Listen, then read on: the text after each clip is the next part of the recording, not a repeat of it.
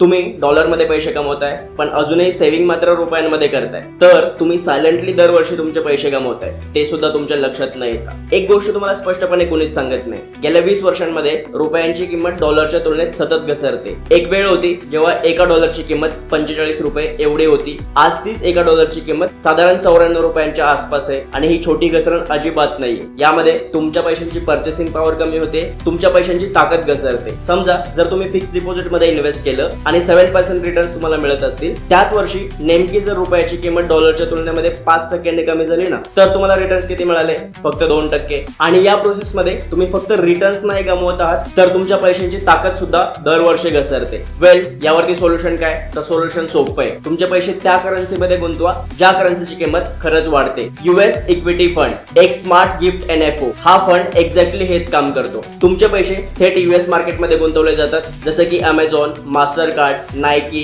Coca Cola यासारख्या जगातल्या मोठ्या कंपन्यांमध्ये. थेट डॉलर्स मध्ये गुंतवणूक आणि रिटर्न सुद्धा डॉलर्स मध्येच. विशेष बाब म्हणजे येणाऱ्या लोकांसाठी मॅच्युरिटीच्या नंतर भारतामध्ये 0 कॅपिटल गेन टॅक्स आहे. हे एक उदाहरण बघा.